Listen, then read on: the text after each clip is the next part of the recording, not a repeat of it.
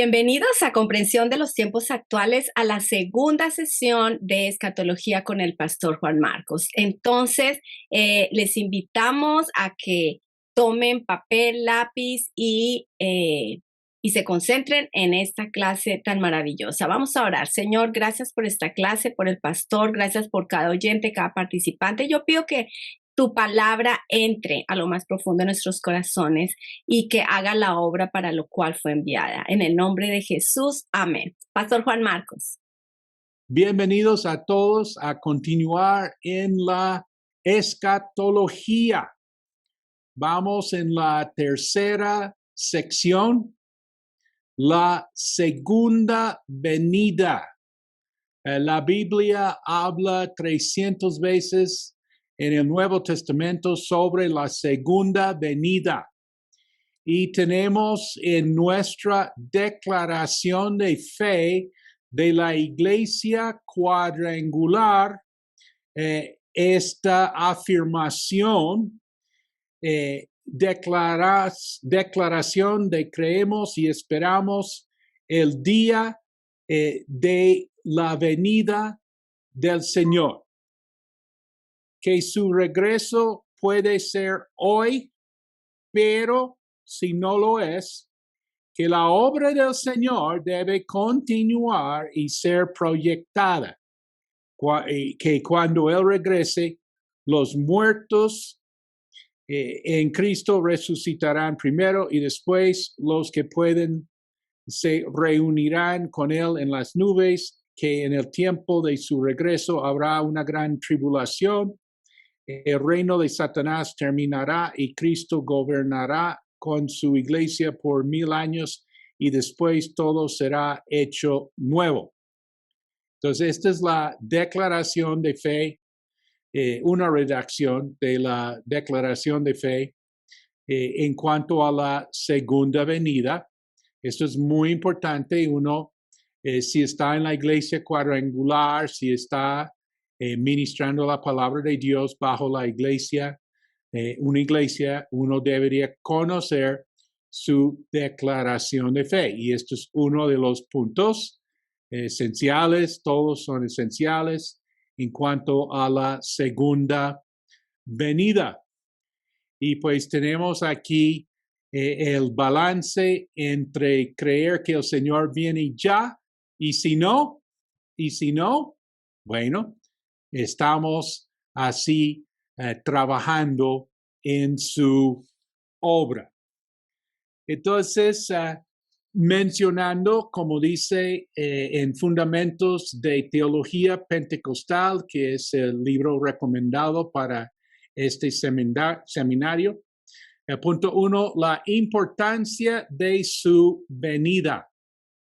Tito capítulo 2 dice, la gracia de Dios se ha manifestado para salvación a todos los hombres, enseñándonos que renunciando a la impiedad y a los deseos mundanos, vivamos en este siglo sobria, justa y piadosamente, aguardando la esperanza bienaventurada y la manifestación gloriosa de nuestro gran Dios y Salvador Jesucristo, quien se dio a sí mismo por nosotros para redimirnos de toda iniquidad y purificar para sí un pueblo propio, celoso de buenas obras.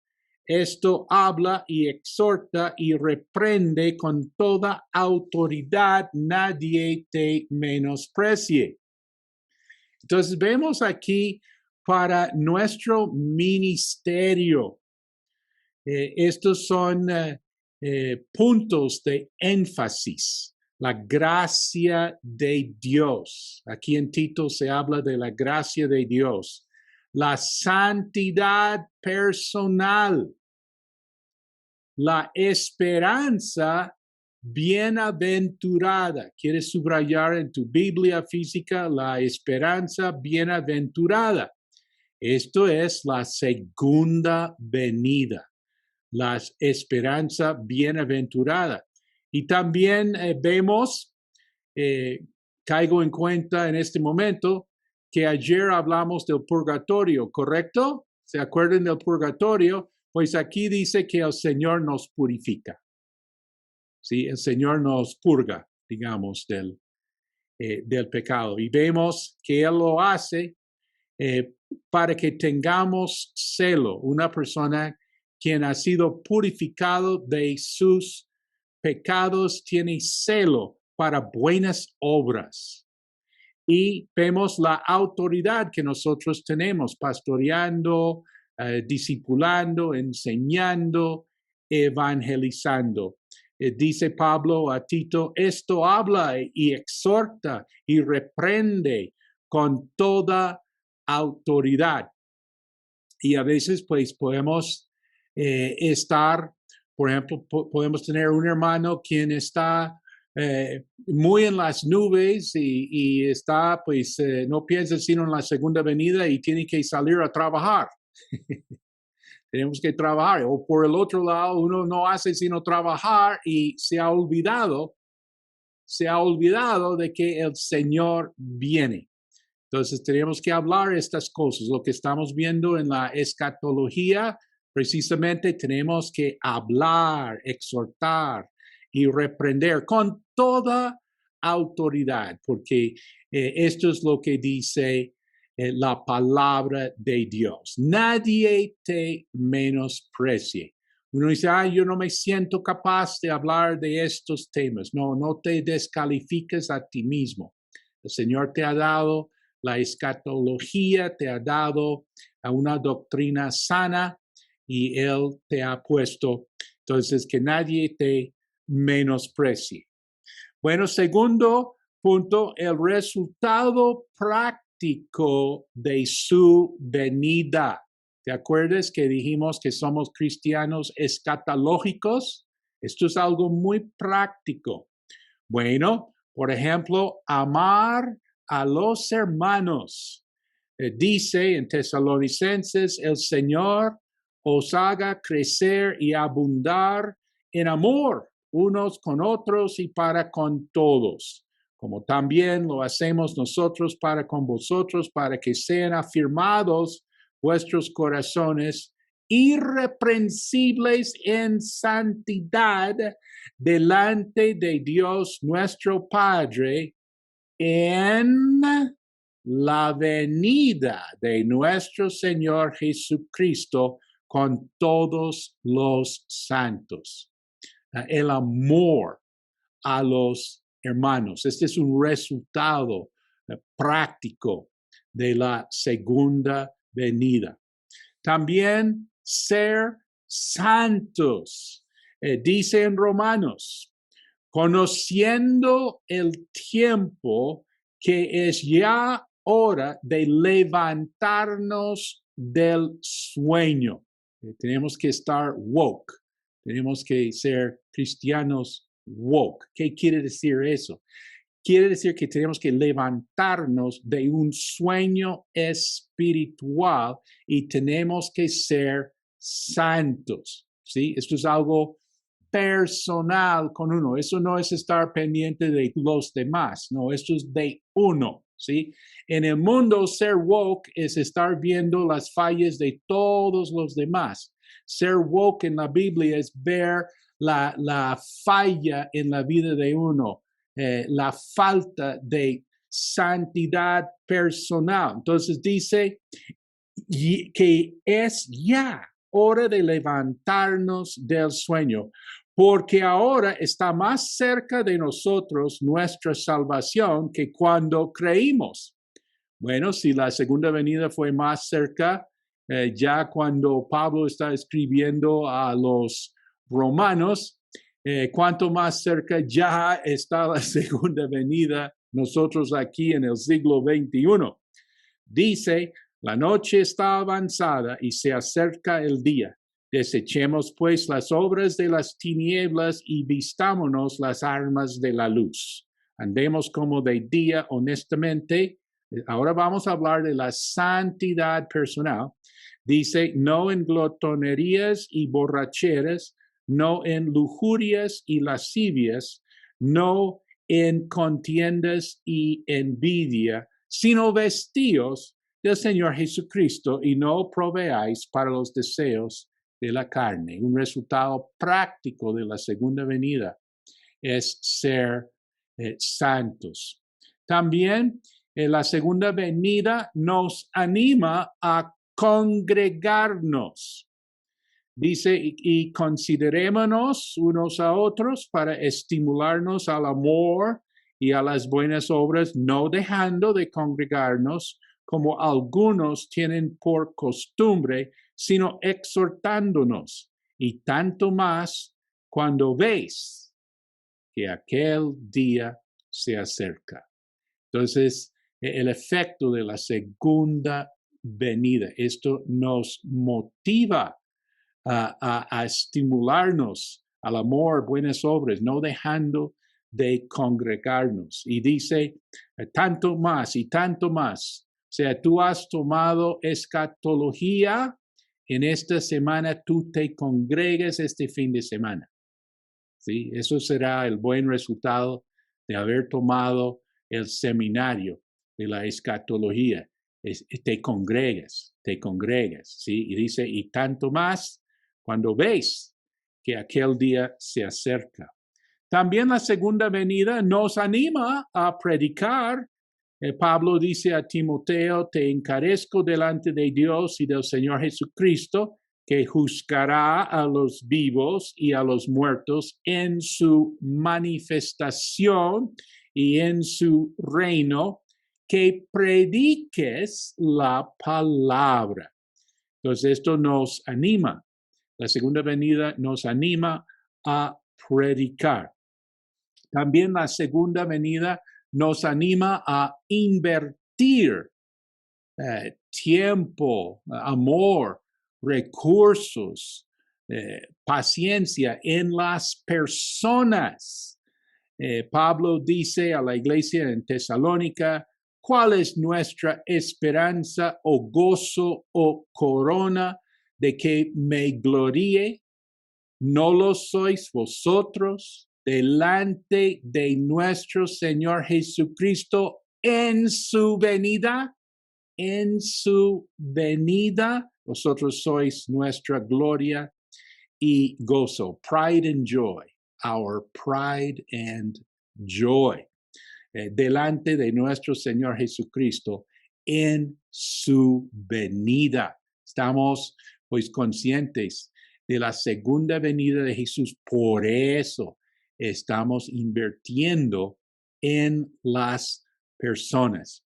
También la segunda venida nos anima a seguir después de la muerte de un ser querido.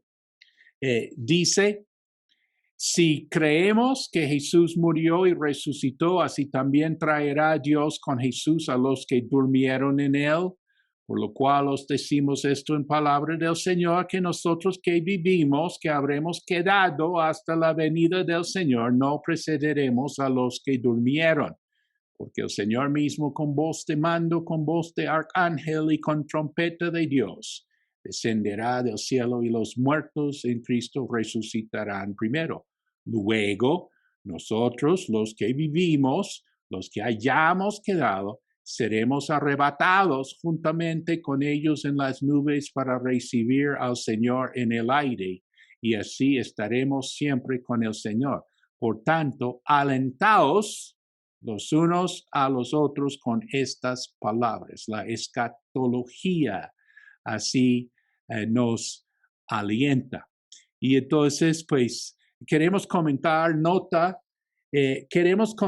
sobre el luto indebido. Necesitamos la escatología para poder ministrar a las personas en luto, y necesitamos pues poder distinguir entre la tristeza que nosotros sí tenemos y la tristeza que nosotros no podemos tener, no podemos tolerar, no podemos aceptar. Voy a llamarlo el luto indebido. El luto indebido tiene tres componentes. Primero es culpar el luto indebido es culpar a Dios por la muerte de mi ser querido. Es culpar a Dios, puede ser culpar a los médicos. Puede ser culpar pues a personas humanamente hablando responsables. Puede ser también culpar a la propia familia. Entre la familia puede haber mucha discordia, porque se echan la culpa, pero ¿por qué no se hizo mejor cosa con el pariente o que uno mismo falló? Entonces, esto es algo muy, muy crítico. Hay muchas personas quienes en una época en su vida andaban en los caminos del Señor y ahora no. Y entonces yo salgo a la esquina y me pongo a hablar con alguien y ¿sabe qué? Tantas veces es un ex cristiano. Es un ex cristiano. Fue cristiano en una época en su vida. Es un ex cristiano, ¿sí? Y entonces, ¿pero qué pasó? Bueno, algo malo pasó, obvio. Algo malo pasó. Pero de lo malo que ha pasado muchas veces es, pues tú sabes, es la muerte. Alguien murió y entonces esto golpeó tan fuerte a la persona que dejó su vida espiritual, se apartó de la iglesia y entonces ahora anda en la calle así. Ustedes conocen a Ted Turner, el fundador de CNN. Él es un enemigo abierto del cristianismo. O sea, tú puedes ver muchas declaraciones de él contra los cristianos, hasta llamándolos bobos y peor. Y cosa curiosa, bueno, y también pues Ted Turner no solamente habla, sino que él pone su dinero donde está su corazón. Él donó a las Naciones Unidas $1 billón, no $1 millón, $1 billón a las Naciones Unidas. O sea, él sabe dónde mejor invertir en contra al cristianismo, las Naciones Unidas. Y bueno, cosa curiosa, Ted Turner fue cristiano. Ted Turner fue un cristiano, pues un cristiano en su juventud, y a los 14 años su hermana mayor, también cristiana, ella tuvo cáncer y todos oraron, todos en la familia, todos en la iglesia oraron. Ted Turner oró fervientemente por su hermana querida. Ella murió y Ted Turner quedó con un resentimiento contra los cristianos, el cristianismo, la iglesia, la Biblia, etcétera, etcétera. O sea, este tema es muy importante. El luto indebido el primer aspecto puede ser culpar a Dios, a la gente, a uno mismo. Entonces, otro aspecto del luto indebido es perder las ganas de vivir. Uno ya no quiere vivir. Ayer les conté de la mamá de mi amigo de infancia, pues ella ya perdió todo deseo de vivir.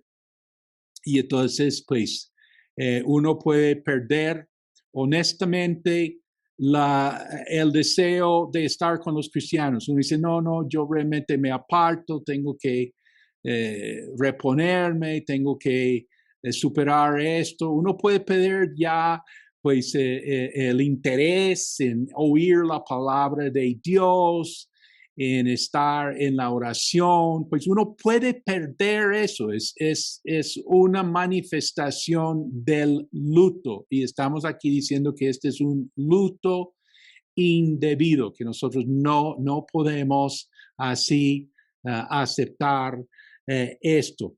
Y uno pues puede perder hasta las ganas de vivir. En cuántos casos, pues, cuando se le muere el cónyuge, y entonces rapidito, el otro también se muere, sí, porque pues ya, y todo el mundo dice, sí, se murió el tío, y bueno, a poco tiempo se murió la tía, quien realmente pues asombró a todo el mundo, pero realmente no fue sorpresa porque ella ya perdió ya su deseo de vivir. Este es luto, pero es luto indebido.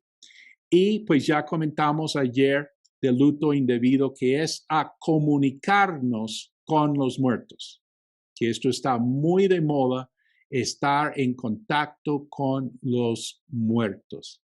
Y tenemos que hablar esto a todo el mundo, tenemos que hablar esto a los jóvenes y a los niños, ¿sí?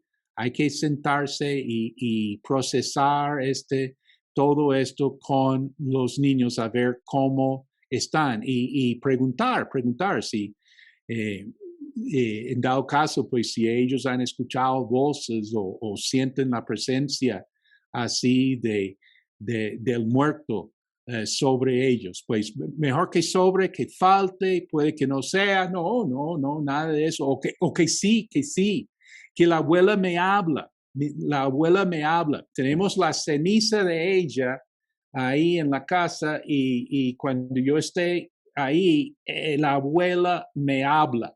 ¿Sí? Pues hay muchas cosas así. Bueno, estoy saliendo un poquito del tema de la ceniza, ¿qué? La cremación. Uno puede preguntar si la cremación está bien, está mal. Pues sabemos que en otras religiones la cremación es para poder escaparse del juicio de Dios, pero nosotros aquí con la Biblia sabemos que nadie se escapa del juicio de Dios y que realmente si un cristiano pide la cremación, normalmente, pues en nuestro contexto, es para ahorrar. ¿Sí? Es una cuestión económico y práctico. Y también puede haber situaciones en que es necesario la cremación cuando mucha gente muere, entonces pues no hay manera de hacer entierro y todo eso, pues claro, la cremación está bien. Si se hace la cremación, así por preferencia, y entonces está bien, pero hay que preguntar qué pasa con la ceniza. Cosa curiosa con mi mamá es que ella pidió la cremación y bueno, y realmente yo no sabía, mi hermana manejó pues los particulares de esto, pero nos entregaron una urna para la ceniza y la urna tan fina costó como lo mismo que un ataúd. O sea, nunca entendí por qué mi mamá haría eso como supuestamente para ahorrar, pero bueno, una urna bien fina.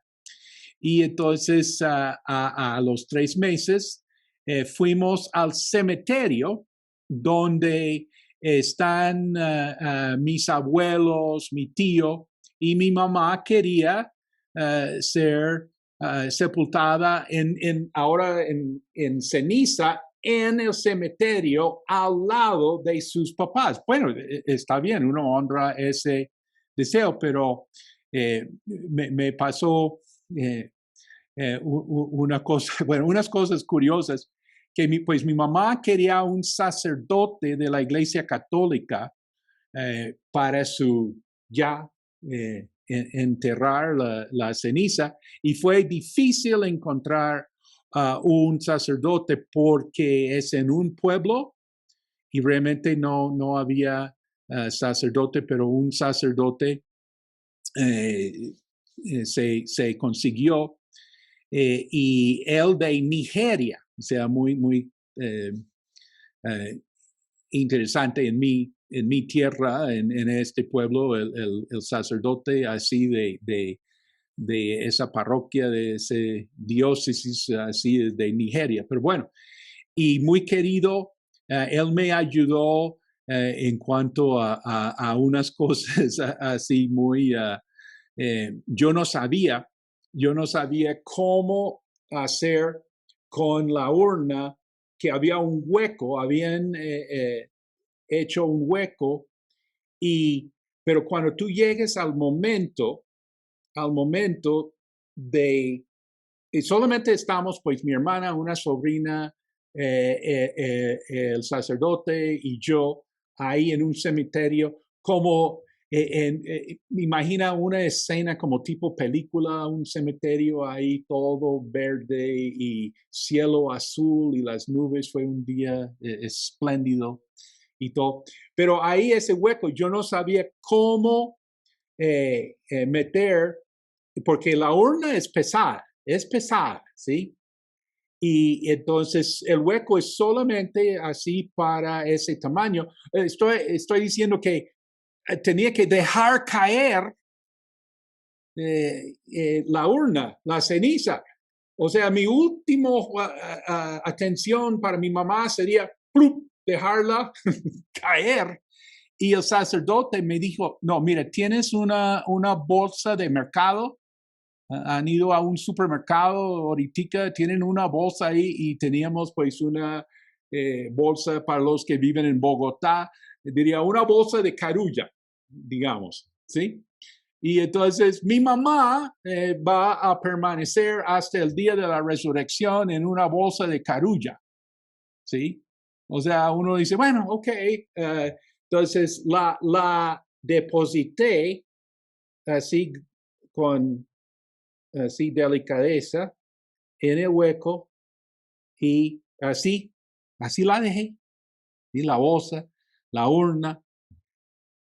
¿Y ahora qué? Mi hermana me dice, bueno, ya nos vamos. El sacerdote ya se iba, se despidió, todo, él se fue y estamos ahí pues con mi hermana, con mi sobrina, pero yo no podía irme, yo no era capaz de irme. No era capaz de dejar a mi mamá así. Y uno dice, ay, pero mucho corazón así. No, fue que yo me preguntaba, nosotros nos vamos y dejamos aquí este hueco abierto y la urna es muy costosa.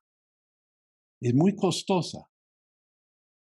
Y uno dice, pues, ¿cómo sé? Y mi hermana me dijo, no, tranquilo, es que vendrán a taparlo. Bueno, yo los espero. No, ellos vendrán más tarde, vendrán por la noche, quién sabe. Y nos tenemos que ir. Yo no era capaz porque pues,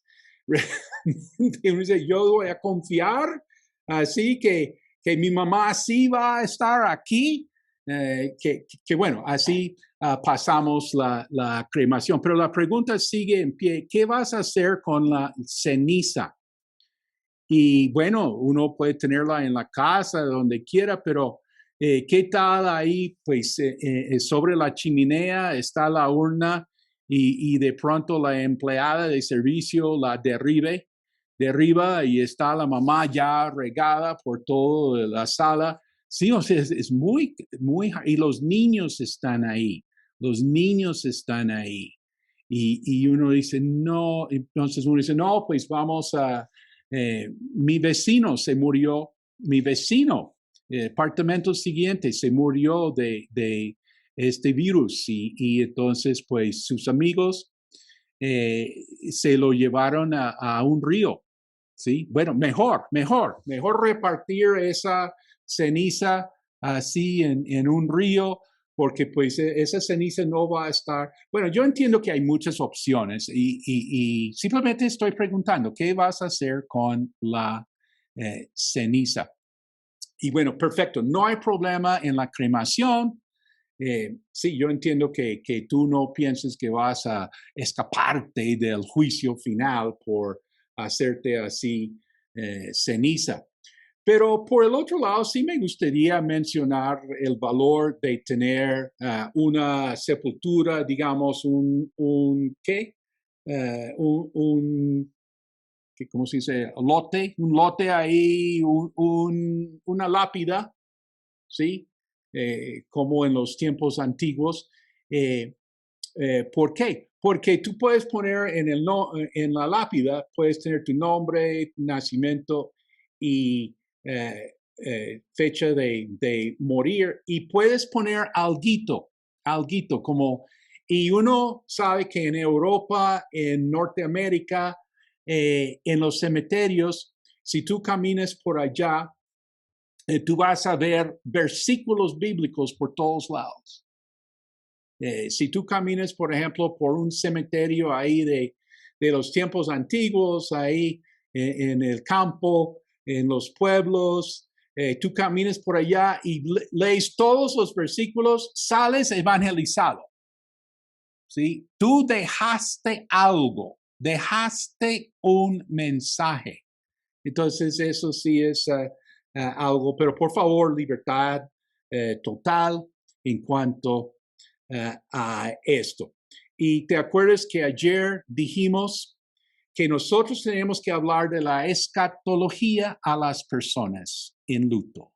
¿Sí? Y dice, pero a mí me da pena abordar este tema ahora. No, es que es ahora que hay que hablar estas cosas.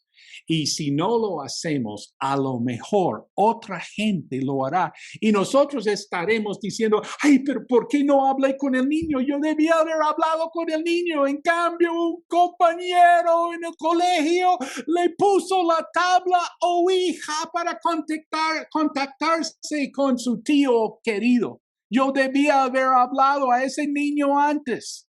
¿Sí? Mira, o hablamos nosotros u otra gente lo hará, y después estaremos ahí como lamentamos que no éramos capaces de hablar la escatología. Bueno, vamos a hacer en este momento una oración. Vamos a aprovechar esta comunión que tenemos y el mismo sentir. Padre Celestial, yo te doy gracias que en este momento, pues como ya hemos dicho, no oramos por los que ya se han ido, oramos por nosotros. Pedimos por nosotros y pedimos, Señor, que de alguna manera serás tú dando un consuelo. Señor, nosotros sabemos que realmente en lo humano puede haber un consuelo, pero realmente el consuelo que sirve viene por tu espíritu. Sabemos que tú sí tocas los corazones y tú das consuelo a las personas. Y estamos pidiendo, Señor, por cualquier persona quien está tomando este seminario, cualquier persona quien va a estar ministrando a otra gente en dado momento, que nosotros tengamos la escatología, que nosotros tenemos estas palabras. Tú nos mandas a hablar estas palabras, Señor, a dar aliento a los que están en su luto. Y también, Señor, quiero pedir que nuevos ministerios se levanten, ministerios que se enfoquen en este tema de ministrar a las personas en lo último, Señor, y ministrar a las familias, aún después de un funeral, aún después, meses después, quizás, tiempo después de la partida de un ser querido. Hay un seguimiento necesario. Pido que tú levantes personas para este ministerio, que tengan este sentir en su corazón para hacer este seguimiento tan importante. Te lo pedimos en el nombre de Cristo Jesús. Amén. Bueno, vamos a punto 3, características de la segunda venida. La segunda venida es literal ¿Sí? ¿Por qué decimos literal? Porque no es espiritual. No es que Jesucristo fuera a venir espiritualmente. ¿Sí? No, no, no. Es que es literal. Él viene literalmente, así en su cuerpo literal. ¿Sí? Y es personal. Él viene personalmente.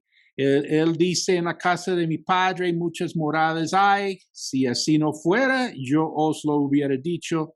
Voy pues a preparar lugar para vosotros y si me fuere y os prepare lugar, vendré. Yo vendré personalmente.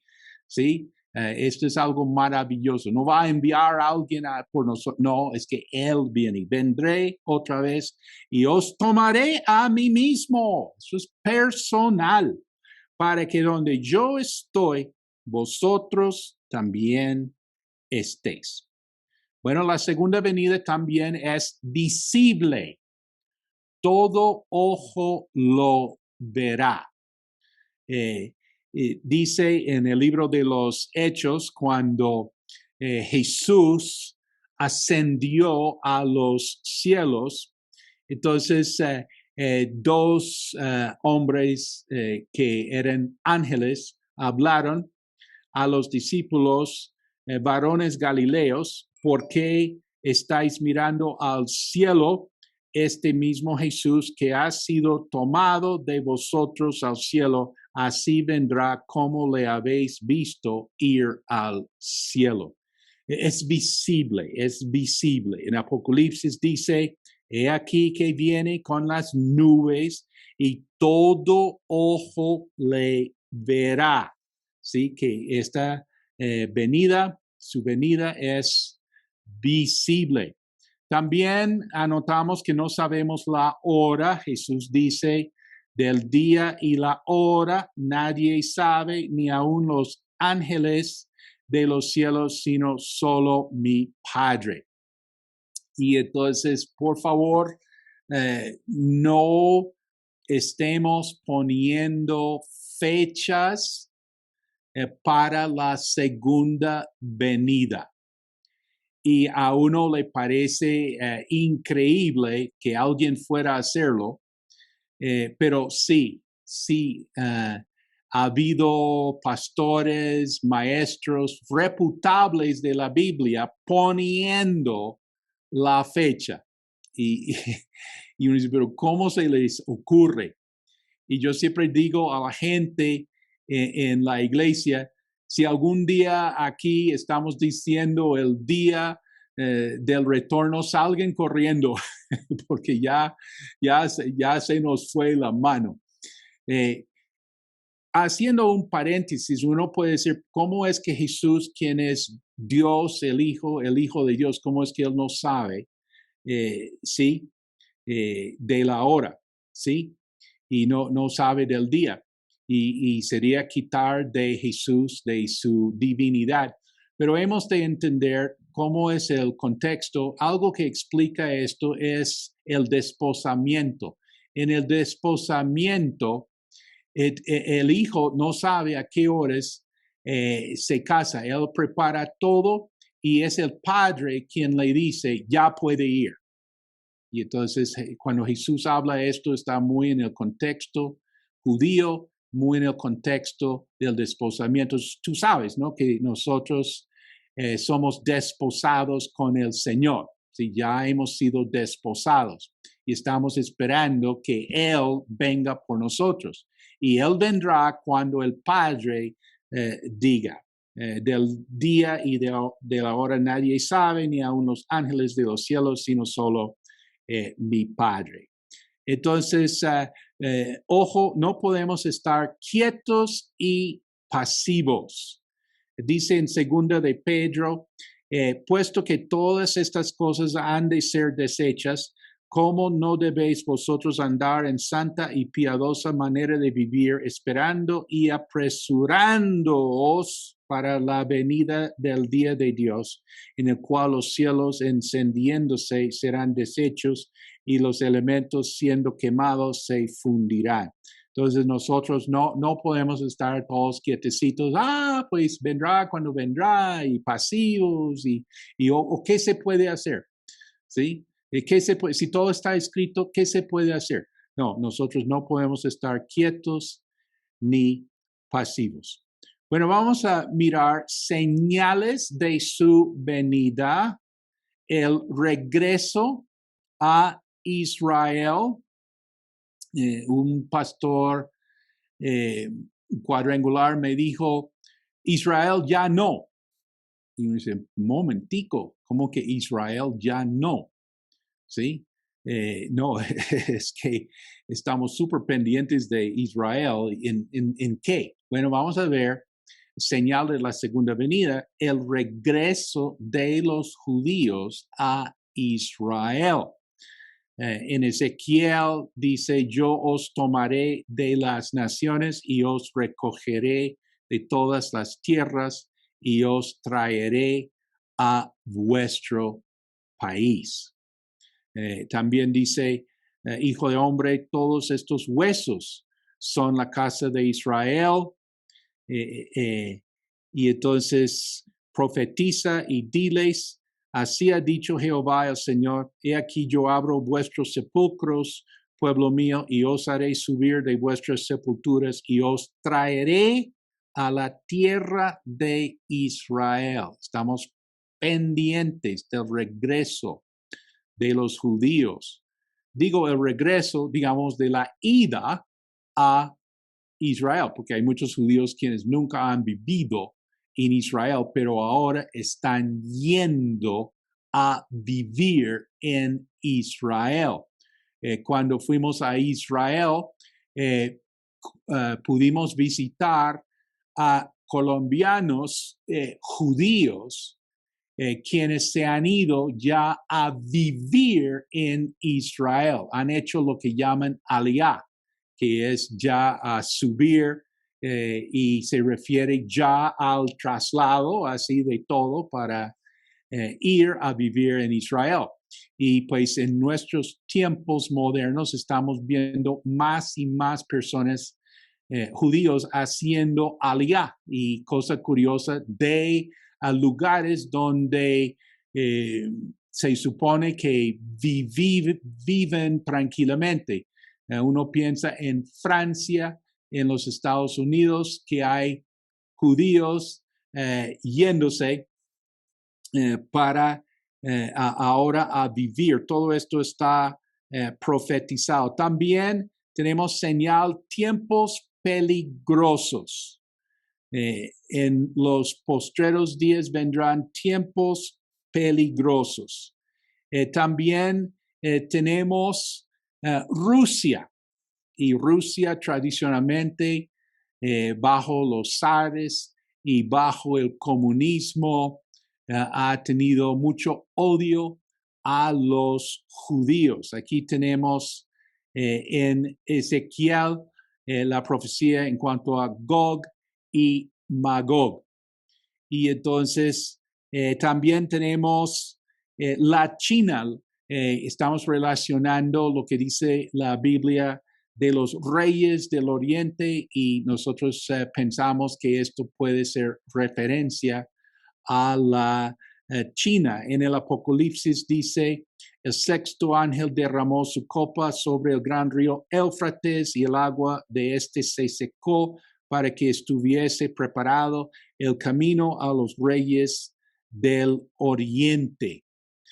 También en el capítulo 9 del Apocalipsis tenemos referencia a los estos reyes quienes van a cruzar el gran río Éufrates. Estas son señales. El hecho que la China se haya levantado como un poder militar con una gran milicia, todo esto concuerda con las profecías.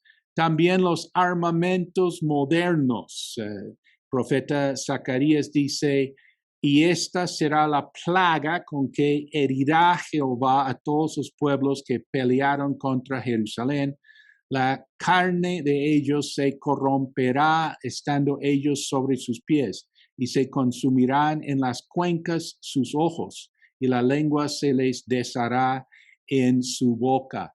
Esto es lo que ocurre con una explosión atómica o nuclear. Eso es lo que pasó en Hiroshima, en Nagasaki. Así que las personas quedaron así fundidas en la pared, ni pudieron caerse, sino así quemados. La carne de ellos se corromperá estando ellos sobre sus pies. Armamentos modernos. También el progreso en cuanto al transporte y la ciencia. En la profecía de Daniel dice, muchos correrán de aquí para allá y la ciencia se aumentará.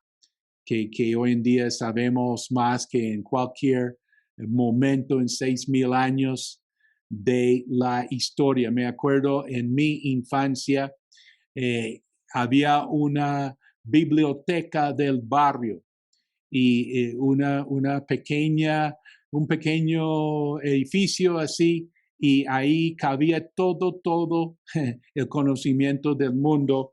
Y ahora, pues aquí tengo todo. Tengo aquí todo y más. La ciencia se aumentará. Y queremos hablar sobre el rapto de la iglesia. Comentando que la palabra rapto no está en la Biblia, lo que está es la palabra arrebatamiento, pero rapto es como un sinónimo a la palabra arrebatamiento. Menciono esto para que no te corchen, porque si dicen, muéstrame en la Biblia donde dice rapto, pues no dice rapto, dice arrebatamiento. Y precisamente en 1 de Tesalonicenses, capítulo 4, vemos que dice, seremos arrebatados. Si quieres subrayar en tu Biblia física y anotar el rapto. De aquí en adelante, cuando hablamos del rapto, estamos hablando del arrebatamiento. Y Jesús en Juan 14 habló de venir por nosotros. En 1 de Corintios capítulo 15, el apóstol Pablo dice, todos seremos transformados en un momento, en un abrir y cerrar de ojos a la final trompeta, porque se tocará la trompeta y los muertos serán resucitados incorruptibles y nosotros seremos transformados. Todo esto es referente al rapto. Segundo de Tesalonicenses dice, con respecto a la venida de nuestro Señor Jesucristo y nuestra reunión con Él. Entonces, vamos a hablar sobre teorías acerca del rapto. ¿Por qué hay teorías acerca del rapto? Porque el rapto es futuro y nosotros podemos preguntar si el rapto viene antes o si viene en la mitad o si viene al final de la tribulación. Pregunta, ¿cuándo es el rapto? La respuesta es que hay 3 posiciones en relación a la gran tribulación. Entonces, si quieren, podemos ver así teorías, 3 teorías en cuanto, y bueno, tranquilo, nosotros sí tenemos el derecho de tener teorías porque es del futuro. En cuanto a la segunda venida, tenemos pues todo el derecho de preguntar cosas.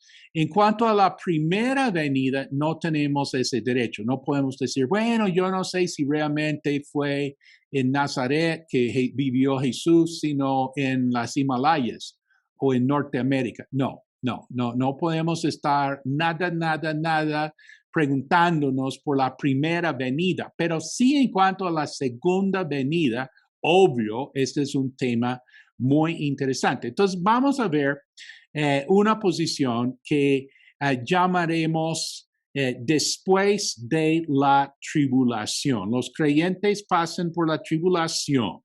El rapto ocurre simultáneamente con o inmediatamente antes de la venida del Señor para juzgar al mundo.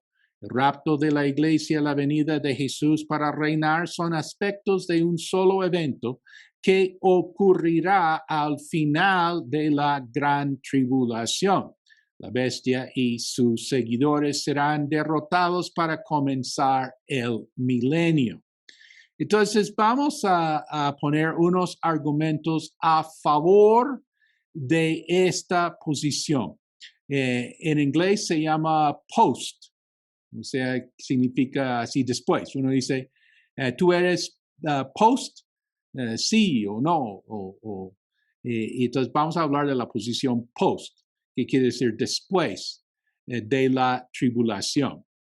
La Biblia habla de la segunda venida, no habla de dos venidas separadas por 7 años. 3 términos en el griego se refieren a la segunda venida. Es obvio que se refieren a lo mismo.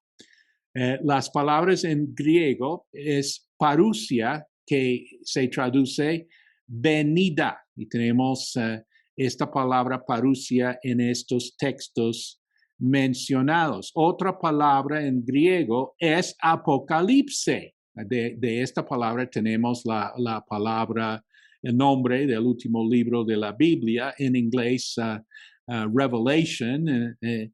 Apocalipsis significa revelación, y también tenemos esta palabra en diferentes textos en el Nuevo Testamento. Y tenemos, tercero, en griego, el término epifaneia. Y entonces, esto se traduce a veces como manifestación o como aparición, epiphany, your epiphany, epifanea, es como aparición, o también se traduce, depende de la versión, como venida. Y entonces, pues estamos con estos 3 términos, 3 palabras en griego. ¿Y cuál es el punto? Es que todos hablan de lo mismo, ¿sí? Todos hablan de lo mismo. Por ejemplo, en 2 Tesalonicenses capítulo 2, versículo 8, se habla del resplandor, epifaneia, de su venida, parousia. Entonces, estos son términos intercambiables, ¿sí? Y entonces, pues, no estamos hablando aquí que la venida es una cosa, el rapto es otra. No. 3 términos, un evento. Segundo punto para tener en cuenta a favor de la posición post: Jesús prepara a los cristianos precisamente para pasar por la tribulación. Los que estuvieron en comprensión de los tiempos, el Apocalipsis explicado, bien saben que el Apocalipsis fue para preparar a los cristianos para pasar por la tribulación. Jesús pues preparó a los discípulos para pasar por aflicción, por tribulación. El apóstol Pablo, a través de muchas, a través de muchas aflicciones, entramos en el reino de los cielos. ¿Cómo es? Se me va la palabra. Bueno, tercero, el rapto y la primera resurrección ocurren en la segunda venida.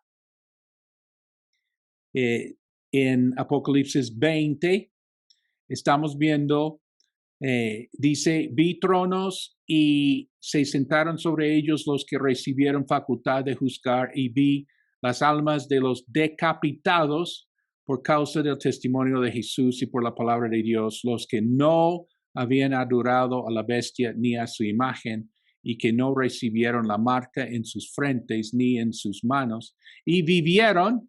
Ya tenemos aquí esta resurrección, y vivieron, ¿sí? Y los que estuvieron vivos en la segunda venida fueron arrebatados y vivieron y reinaron con Cristo 1000 años, pero los otros muertos no volvieron a vivir hasta que se cumplieron 1000 años. Esta es la primera resurrección. Bienaventurado y santo el que tiene parte en la primera resurrección. La segunda muerte no tiene potestad sobre estos, sino que serán sacerdotes de Dios y de Cristo y reinarán con él 1000 años. Entonces, el rapto y la primera resurrección ocurren en la segunda venida. Desde el profeta Daniel dice, y muchos de los que duermen en el polvo de la tierra serán despertados, unos para vida eterna y otros para vergüenza y confusión perpetua. Bueno, nota la doctrina del rapto o sea, antes de la tribulación, es una enseñanza nueva. Por 1800 años, la iglesia cristiana creía que la iglesia pasaría por la tribulación. Este es otro tema, otro seminario, el pensamiento teológico de los cristianos durante los 2000 años de historia. Nosotros no somos los primeros en pensar en estos temas y nos conviene saber qué es lo que pensaron los otros hombres de Dios por 1800. El punto es que realmente la iglesia sí creía que pasaría por la tribulación. Es una enseñanza nueva. Se originó como hace 180 años en Escocia, en Irlanda, y después por Inglaterra ya a Norteamérica y de Norteamérica al resto del mundo. En 1830 en Port Glasgow, Rio Clyde en Escocia, una niña, Margaret MacDonald, profetizó. Fue una niña, la profecía de una niña. Cosa curiosa, muchas personas que creen en la posición de rapto pre-tribulación no creen en las profecías y menos de niños.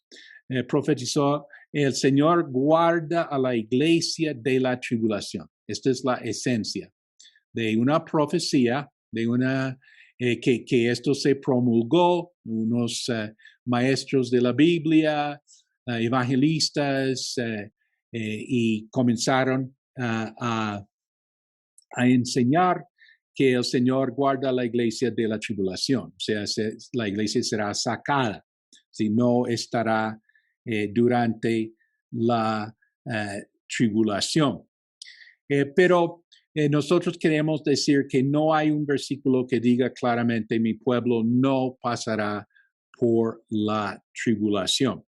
Y el texto, digamos, puede decir favorito de los que creen en la posición post, y recordando que hay cristianos sinceros, cristianos eruditos, cristianos muy consagrados al Señor, quienes comparten de las tres posiciones, ¿sí?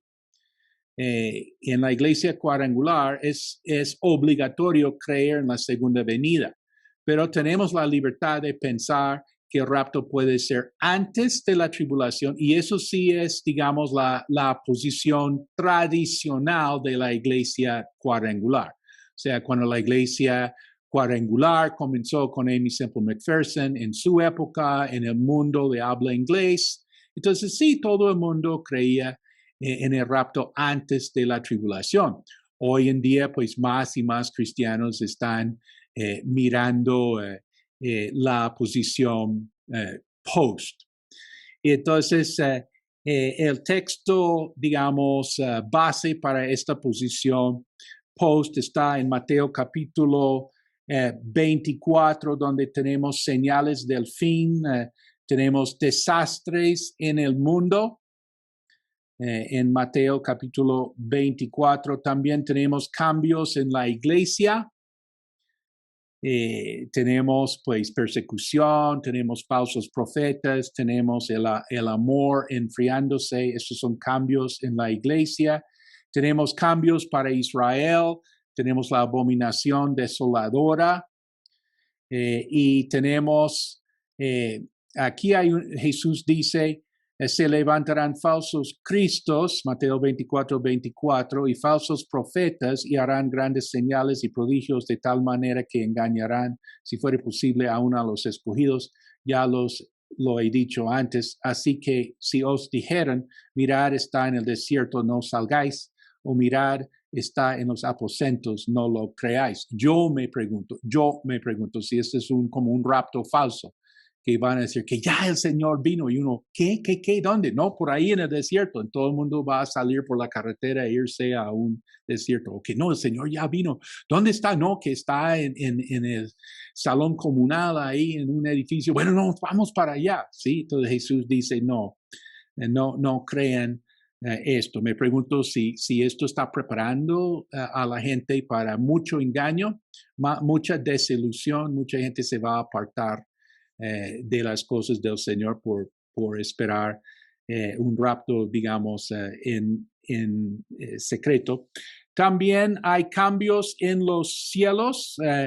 Mateo 24, 29 dice, e inmediatamente, ¿quieres subrayar esto en tu Biblia? E inmediatamente después de la tribulación de aquellos días. Después. Esta es la posición post. E inmediatamente después de la tribulación de aquellos días, el sol se oscurecerá y la luna no dará su resplandor y las estrellas caerán del cielo y las potencias de los cielos serán conmovidas. Entonces aparecerá la señal del Hijo del Hombre en el cielo. Y entonces lamentarán todas las tribus de la tierra y verán al Hijo del Hombre viniendo sobre las nubes del cielo con poder y gran gloria. Y enviará, ponle cuidado, mira esto, y enviará sus ángeles con gran voz y de trompeta y juntarán a sus escogidos de los cuatro vientos desde un extremo del cielo hasta el otro. O sea, estamos viendo aquí el arrebatamiento como parte de la segunda venida. También vemos que va a haber de señales de la segunda venida y del fin del mundo, cambio para las naciones. Jesús habla de la higuera que representa a Israel. Cuando Israel vuelve a florecer, cuando Israel vuelve a ser nación, esto cambia el mundo entero, cambia la situación para las naciones. En el tema de la geopolítica, ¿cuál es el punto más mirado, más crítico, más delicado? Es Israel. ¿Cuál país ha sido condenado más veces por las Naciones Unidas?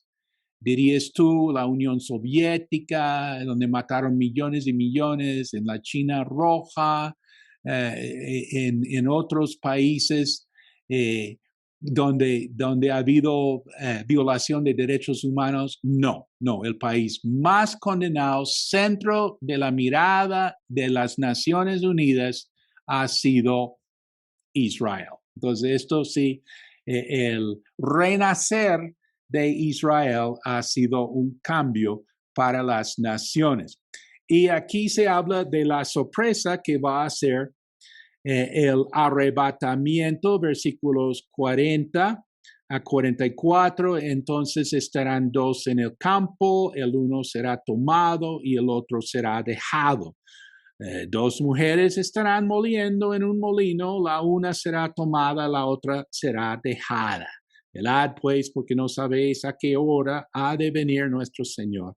Pero sabed esto, que si el padre de familia supiese a qué hora el ladrón habría de venir, velaría y no dejaría minar su casa. Por tanto, también vosotros estad preparados, porque el Hijo del Hombre vendrá a la hora que no pensáis. Entonces Jesús habla de estar preparados, ¿sí? Todo esto es Mateo capítulo 24. Pues yo quisiera, creo que ya detectaron el sentir de su servidor. Yo sí soy de la posición post. Y entonces, pues otros pastores cuadrangulares son de la posición pre y otros son de la posición de la mitad. La última vez que yo hablé con los pastores misioneros aquí, en Bogotá, quienes me mentorearon, los pastores Firth, Juanita, muy del tema de la profecía. Ella me dijo que ella pensó que sería en la mitad de la tribulación. Entonces, pues yo sé que hay personas muy sinceras, eruditas, consagradas, quienes pueden tener diferente posición, pero pues si tengo la oportunidad de comentar, yo quiero hablar de la perspectiva pastoral. Yo, además que la parte bíblica, teológica, yo tengo pues una perspectiva del ministerio pastoral. Me acuerdo preguntando a un hombre en cuanto a su relación con Dios. Y oh, qué sorpresa que me contó que sí recibió a Cristo cuando estaba en la universidad. Este es un lugar especial para conocer al Señor en la universidad. Mucha gente se aparta del Señor en la universidad, pero él sí se conoció con el Señor estando en la universidad y todo en un buen ministerio universitario y todo, pero al salir de la universidad, pues cuando se puso a trabajar y todo, la influencia de los compañeros de trabajo, las presiones, y bueno, se casó con una niña no cristiana, entonces él realmente se apartó, dejó ahí. ¿Te acuerdas que yo hablé de ex cristiano? Hay mucho ex cristiano, muchísimo ex cristiano. Y entonces, pero él me dijo una cosa. Él me dijo,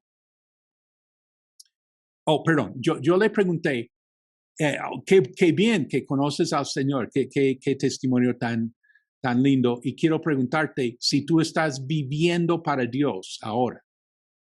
Cometí el error de preguntar eso. Yo ya no pregunto si la gente conoce al Señor, pregunto si el Señor conoce a la persona, ¿sí?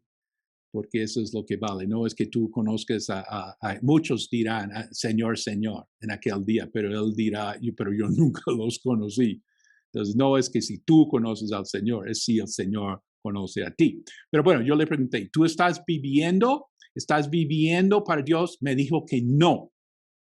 Él reconoció eso muy sincero, muy transparente, y le pregunté por qué. Y él me dijo que está esperando el rapto.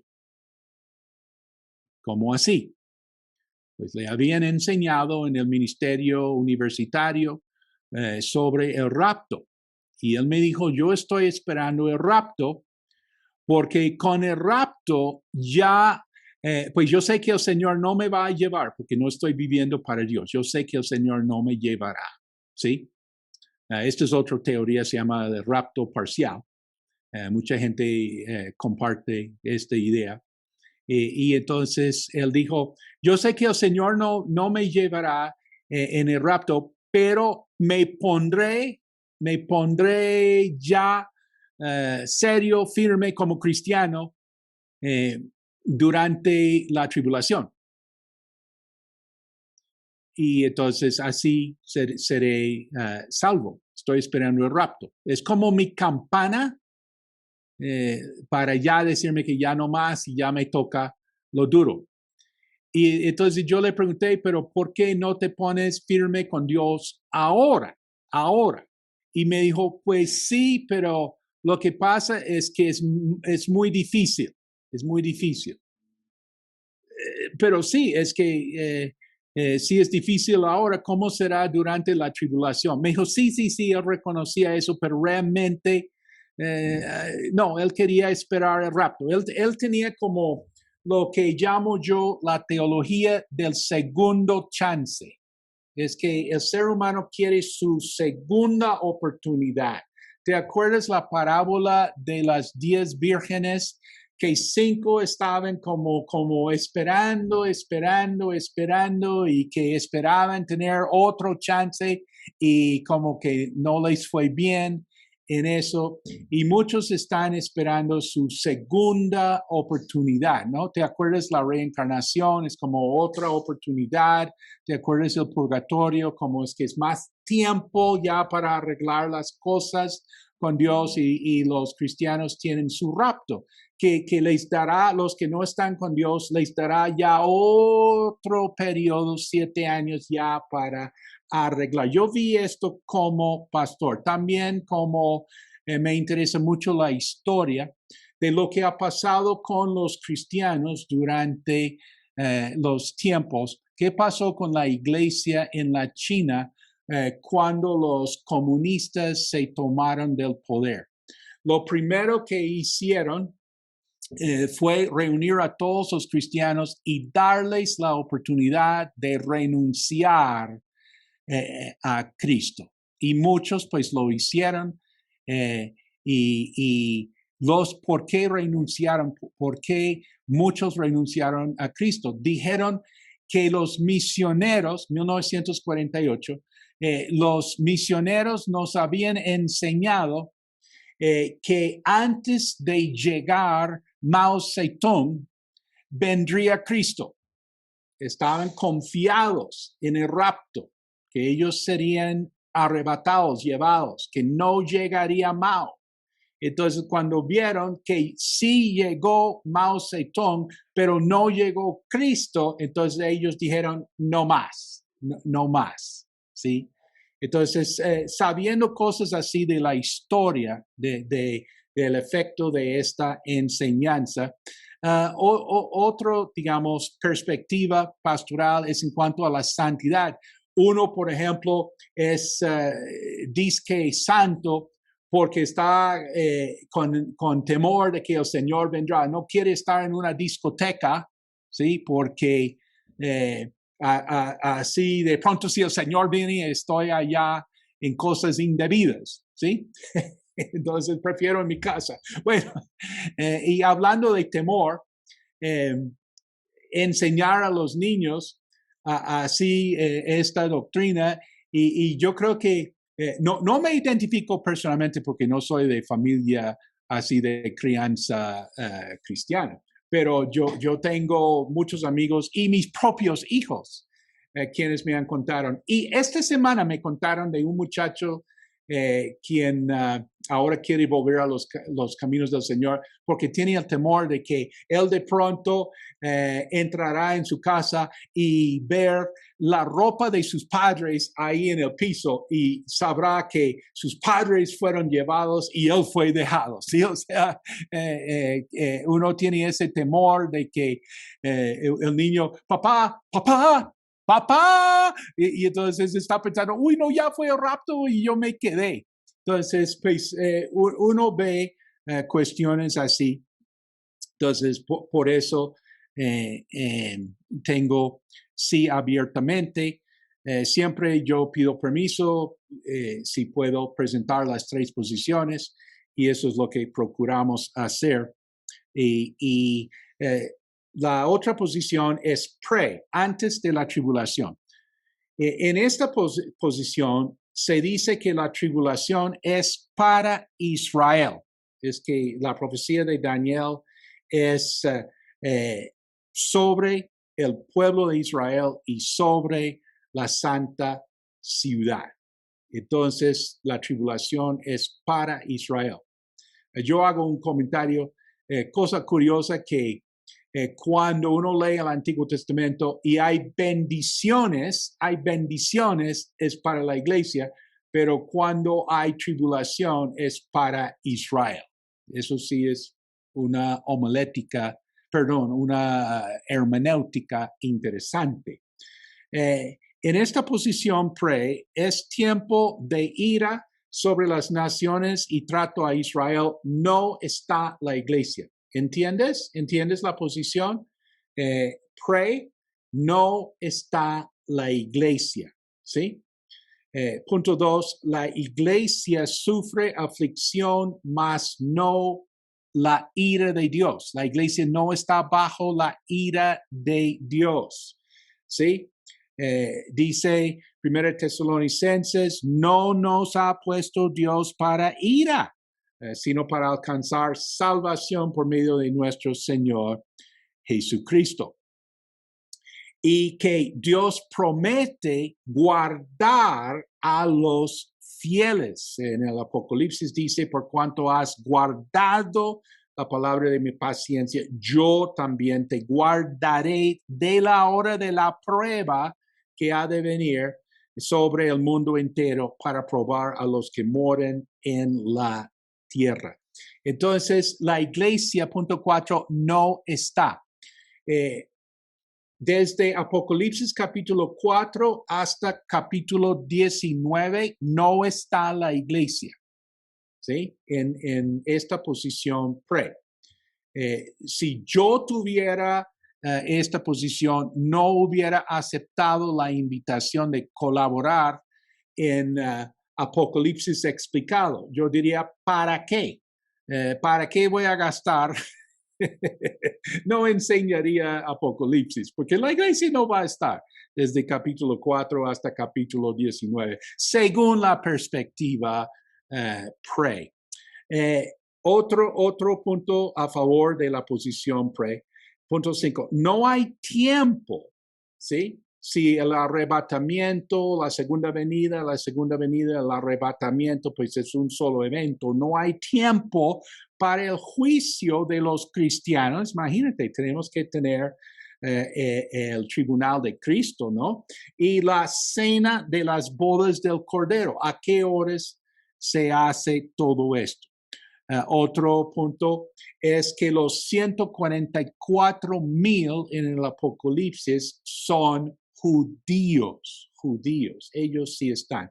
Y también a lo mejor los dos testigos en el Apocalipsis capítulo 11, quienes muy posiblemente serán Moisés y Elías. No dice su identidad, pero uno puede imaginar que serían Moisés y Elías y son judíos. Y bueno, el argumento más a favor de la posición pre es que el Nuevo Testamento exhorta a estar mirando, esperando en cualquier momento la segunda venida. En Mateo 24 dice, velad pues porque no sabéis a qué ha de venir vuestro Señor. ¿Sí? Y dice en Marcos 13, velad pues, porque no sabéis cuándo vendrá el Señor de la casa, si al anochecer o a la medianoche o al canto del gallo o a la mañana. El texto favorito para la posición pre-tribulación es de Segunda de Tesalonicenses capítulo 2. Dice Pablo, con respecto a la venida de nuestro Señor Jesucristo y nuestra reunión con Él, os rogamos, hermanos, que no os dejéis mover fácilmente de vuestro modo de pensar, ni os conturbéis ni por espíritu, ni por palabra, ni por carta, como si fuera nuestra, en el sentido de que el día del Señor está cerca. Entonces vemos el contexto aquí es que la gente en la iglesia está preocupada porque piensan que el Señor ya vino, ¿sí? Y uno dice, pero el Señor ya vino, estamos aquí. ¿Y qué pasó con mis parientes, quienes ya murieron en la fe? Entonces, es que llegó como una profecía, llegó como un mensaje, llegó un programa de televisión, un libro, un tweet, así diciendo estas cosas y todos en la iglesia están preocupados que el Señor ya vino, ¿sí? ¿Y qué? Ellos, ¿qué pasa? Entonces dice, nadie os engañe en ninguna manera, porque no vendrá sin que antes venga la apostasía y se manifieste el hombre de pecado, el hijo de perdición, el cual se opone, se levanta contra todo lo que se llama Dios o es objeto de culto, tanto que se sienta en el templo de Dios como Dios, haciéndose pasar por Dios. Eso es muy importante eh, en nuestra escatología. Que primero la apostasía, y de la apostasía ahora sale el anticristo. ¿No os acordáis que cuando yo estaba todavía con vosotros os decía esto? Parece que Pablo hablaba mucha escatología a la iglesia en Tesalónica. Y dice, y ahora vosotros sabéis. Pues nosotros aquí en siglo XXI, ¿cómo quisiéramos saber? Ellos sí sabían perfectamente. En cambio, nosotros aquí 2000 años después decimos, ay, por favor, Pablo, cuéntanos. Dice, y ahora vosotros sabéis lo que lo detiene a fin de que a su debido tiempo se manifieste. Porque ya está en acción el misterio de la iniquidad. Solo que hay quien al presente lo detiene hasta que él a su vez sea quitado de en medio. Entonces nos intriga esta frase que hay quien al presente lo detiene, ¿sí? Entonces, ¿quién detiene al anticristo? Esa es la pregunta del millón. Bueno, una interpretación es que Roma, la estructura de este imperio con su énfasis en la ley, sus leyes, esto trancaba al anticristo, porque el anticristo sería un hombre anomos, o sea, sin ley, ¿sí? Y entonces una interpretación es que es Roma, los gobiernos ahí que detienen que el anticristo pueda salir. Otra interpretación es que es el Espíritu Santo quien tranca, pero será quitado, removido el Espíritu Santo en el rapto de los cristianos. Eso sí es la posición pre-tribulación, que será sacado el Espíritu Santo, la iglesia será llevada. Entonces, ahora el anticristo puede hacer de lo suyo. Otra interpretación es que sencillamente es Dios quien está trancando, todavía no puede salir el anticristo. Volvamos a mirar, dice, lo que lo detiene, que sería Dios, a fin de que a su debido tiempo se manifieste el anticristo, porque ya está en acción el misterio de la iniquidad, solo que hay quien al presente lo detiene, Dios, hasta que él, el anticristo, a su vez sea quitado de en medio. Y vamos a hablar del anticristo. Dice, entonces se manifestará aquel inicuo a quien el Señor matará con el espíritu de su boca y destruirá con el resplandor de su venida. Inicuo, cuyo advenimiento es por obra de Satanás, con gran poder y señales y prodigios mentirosos, y con todo engaño de iniquidad para los que se pierden, por cuanto no recibieron el amor de la verdad para ser salvos. Por esto Dios les envía un poder engañoso para que crean la mentira, a fin de que sean condenados todos los que no creyeron a la verdad, sino que se complacieron en la injusticia. Bueno, la tercera posición, ya hablamos de la posición post, pre y ahora de la mitad de la tribulación. El rapto ocurrirá en la mitad de la semana Septuaginta, semana número 70 de Daniel 9:27. Muchos que toman esta posición no creen que la primera parte de los primeros 7 años de la tribulación será un tiempo de gran tribulación en ira. Argumentos a favor de la posición mitad. La trompeta final de 1 de Corintios 15:52 identifica con el rapto, es la séptima trompeta de Apocalipsis 11:15, que ocurre en la mitad de la tribulación. Apocalipsis 11:2 y 3. Entonces, el rapto ocurre, ponle cuidado, en la mitad de la tribulación.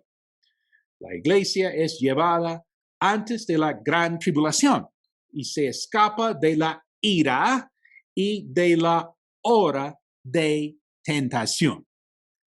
Y que la resurrección de los dos testigos, ¿te acuerdas en Apocalipsis 11? Es relacionado con el rapto de toda la iglesia. Esto es a favor de la posición en la mitad de la tribulación. En contra a esta posición es decir, las trompetas no son iguales. La trompeta en el rapto es el anuncio sobre la muerte. La trompeta en el Apocalipsis es el anuncio de juicio sobre las naciones.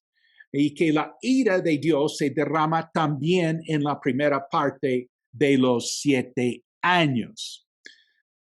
Nota, Jesús viene con sus santos. Estamos ahora enfatizando que Jesucristo no viene solo, viene con sus santas decenas de millares según Judas, y entonces millares de millares le servían según el profeta Daniel, ¿sí? Y entonces en Daniel 7 veía yo que este cuerno hacía guerra contra los santos, sí, y los vencía hasta que vino el anciano de días y se dio el juicio a los santos del Altísimo. Entonces, en estas profecías estamos viendo que Jesucristo va a venir así con los santos. Séptimo punto, el regreso para reinar. En la revelación, Jesucristo declarado el verbo de Dios, Jesucristo declarado Rey de Reyes, Señor de Señores, destruye la bestia y sus ejércitos. Satanás está encarcelado por 1000 años. Los santos resucitarán y reinarán por 1000 años con Jesucristo. Entonces, hemos visto sobre la segunda venida. Sería mañana, si Dios permite, continuar con la tribulación. Gracias, Pastor Juan Marcos. Bueno, yo quiero hacer un comentario, ¿no? Usted, en los tiempos de crisis, cuando hubo el COVID, murió tanta gente, realmente yo creo que me gustaría que nos diera una palabra de ánimo, porque por ejemplo, en tiempos de crisis, ¿cómo reacciona la iglesia? ¿Qué pasa? ¿Qué hemos hecho? ¿Cómo hemos reaccionado? Y las crisis continúan. Entonces, le pido el favor, expanda un poquito en esto. Nosotros sí estamos viendo que es cuando más nos necesitamos.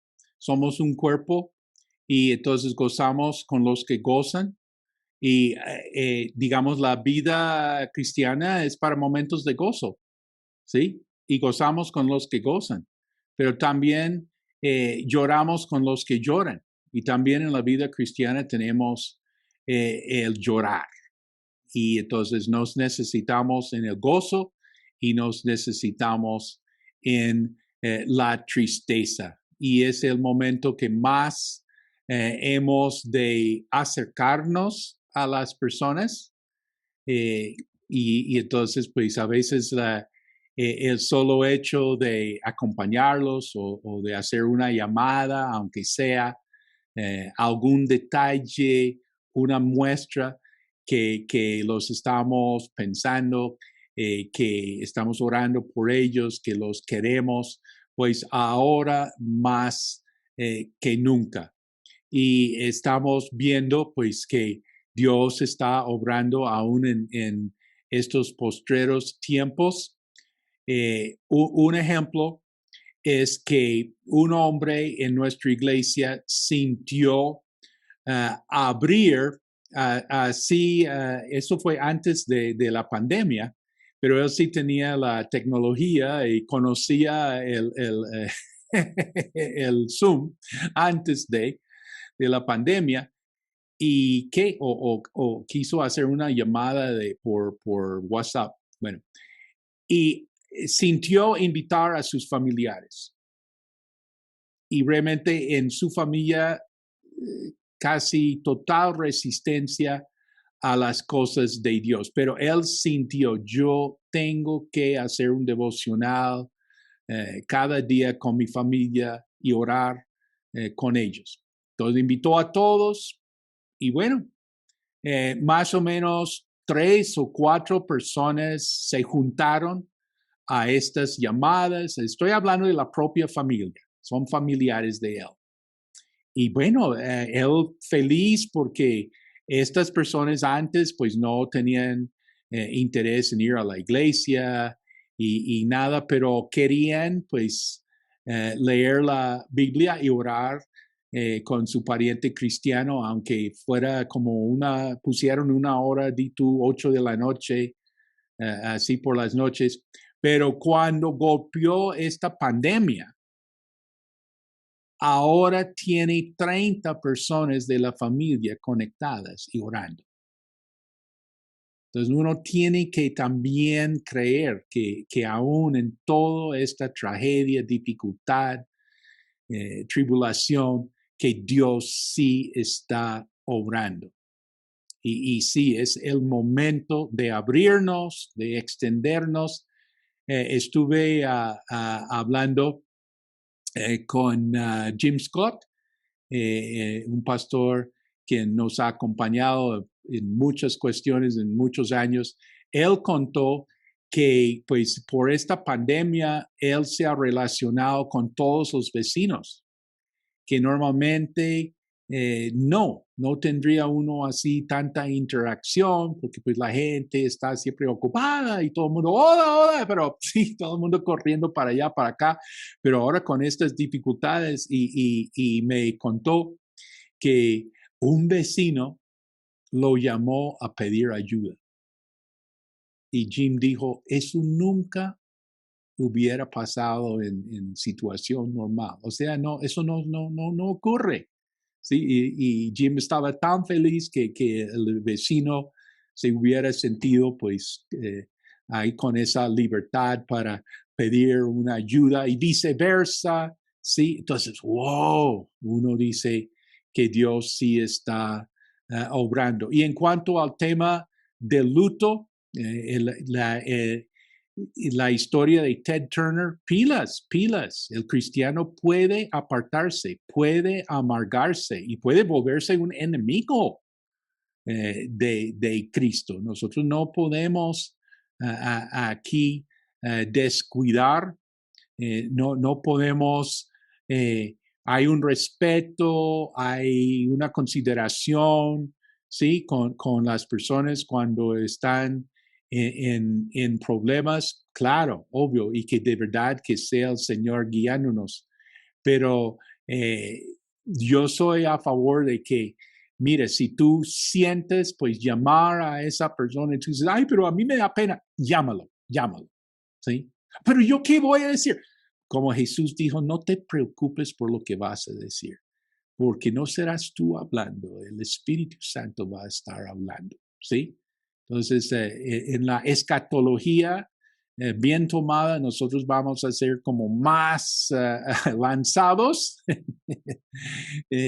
Y sabemos que el diablo está trabajando. Alguien dijo que, ¿sabes lo que pasó? Cerramos nosotros la iglesia, ¿no? Cerramos la iglesia. Y una persona del barrio pasó por allá cuando sí vio que habíamos abierto la iglesia para alguna cosa y todo. Y él preguntó, entonces, ¿la iglesia ahora está abierta? Y alguien le dijo, sí, o sea, era un vecino, un desconocido, no habíamos tenido trato con él hasta donde sé yo. Sí, ya abrimos así. Y el de la calle dijo, menos mal, porque el diablo no se ha encerrado. El diablo está suelto. El diablo se mueve. El diablo sale. Y cuando nosotros estuvimos pensando, bueno, abrimos, no abrimos, para los que no conocen, en Bogotá la situación ha sido muy delicada porque hemos tenido muchísimo contagio y pues tenemos así restricciones por la ciudad. Bueno, yo sé que en muchas partes del mundo, pero ha habido pues mucha incertidumbre porque que sí, que no. Que no, que sí, ¿sí? Entonces, pues hemos abierto, hemos cerrado, hemos abierto, hemos cerrado, o sea, y todo. Pero una persona dijo a nuestra hija, eh, yo lo tomo como una palabra profética, camarón que se duerme, se lo lleva la corriente. No sé si tienes la interpretación, pero que tenemos que movernos, tenemos que hacer las cosas ahora más que nunca con esta perspectiva de la escatología. Gracias. Y hay otra pregunta que yo tengo y tiene que ver con el luto, usted lo mencionó. Em, y hay una cosa que a mí me inquieta bastante y tiene que ver con que la gente cuando está pasando por tiempos de luto es parte de una crisis, se aísla. Y yo creo que es un tiempo muy peligroso y yo creo que necesitamos entender cómo deberíamos responder en tiempos de crisis, en tiempos de luto, conforme a la palabra de Dios. Porque pues cuando estamos más sensibles y vulnerables, pues realmente estamos más abiertos a los ataques del enemigo. Y yo me acuerdo de, aquí tuvimos a un hombre de Nueva Guinea y él murió aquí, él estaba visitando, después se llevaron el cuerpo a su país. Pero en esa cultura, ellos no dejan, por ejemplo, a la viuda, no la dejan sola, ni un segundo, la acompañan. Y eso me pareció muy interesante, cómo ella esos días pasó por el luto y cómo la iglesia la estuvo acompañando. Y para ella era lo más normal, ella no estaba pidiendo privacidad, ella sabía que necesitaba. Y de tal forma, cuando ella volvió a su tierra con el muerto, ella estaba fortalecida. Porque es otro tema. En allá les quitan todo a las viudas, se muere y la familia del hombre les quita todo. Ella estaba fortalecida y no se dejó quitar nada y guardó todo para sus hijos y todo lo que necesitaba porque había sido fortalecida acá. Pero el punto es que cuando hay luto, la tendencia y el dolor es aislarse. ¿Qué nos recomienda? ¿Qué puede decirle a los oyentes? Y entonces, lo que hemos hecho, como no se puede hacer funeral, el último, digamos, la última vez que fui a un velorio presencialmente fue apenas que comenzó el encierre y que fue un encierre de ensayo de 3 días, ¿no? Bueno, y entonces sí fui a la funeraria y entonces solamente la familia cercana y todo, pero no he podido volver a funerarias. Y sirviendo a Dios, uno sí está en muchos, está uno mucho presentando niños, está en matrimonios, está en funerales, está en las cuestiones, grados, todo de la vida. Bueno, y entonces lo que hemos hecho es hacer una llamada Zoom con la familia, pero después del funeral. Y entonces, obviamente hay un cristiano por aquí metido en la cuestión porque quiere, y él es quien invita a todos sus familiares y les dice, vamos a reunirnos y vamos a hacer una oración por nuestra familia, nuestro pastor está dispuesto y se ponen de acuerdo y una hora por Zoom. Imagínate, gente se ha entregado al Señor. Yo creo que hasta mejor que en la propia funeraria, porque en las funerarias, cuando hay mucha gente, pues la gente que tú más quisieras como tocar, no, está por ahí como todo distraída y todo, pero en esta llamada de Zoom, tú tienes la oportunidad. Tengo una anécdota en cuanto a eso, que un pastor me llamó para hacer esta llamada con su familia. Él no sentía capaz de hacerlo. Y entonces fue una llamada de Zoom con 40 personas y el pastor se quitó la cámara y como que 38 personas se quitaron la cámara. ¿Te imaginas estar hablando a una familia que tú realmente no conoces, porque conoces al pastor y a sus hijos, pero a los otros 30 personas tú no los conoces y ni puedes ver sus caras? Pero afortunadamente había una señora en esa familia quien dejó la cámara. De pronto no se dio cuenta y estaba haciendo otras cosas, escuchando. Pero las caras que hacía en reacción, me tranquilizaban que sí estaba llegando al corazón de la gente. Y algún día voy a regañar a ese pastor, decirle, usted me vuelve a invitar, ponga la cámara, quiero verlo, ¿sí? Bueno, y entonces eso es lo que hemos hecho, es una llamada por Zoom. El cristiano en la familia invita a todos, les dice claramente lo que van a hacer y que va a hacer una oración por ellos, un pensamiento de la Biblia entonces, y es una oportunidad para ministrar. Y me llamaron esta semana que quieren yo hice el matrimonio de una hija de un señor quien se murió esta semana. Y entonces la hija quiere como reconectarse con nosotros, y la llamada va a ser con gente del Ecuador, del Perú y de Colombia haciendo esto, como una especie de ceremonia funeral, como no se puede hacer. No se puede hacer reuniones así, y entonces quieren hacer esto y son oportunidades así que para tocar a mucha gente, acercarnos a la gente, y también por las llamadas por el virus, familiares, personas nuevas quieren hablar con uno más. ¿Sí?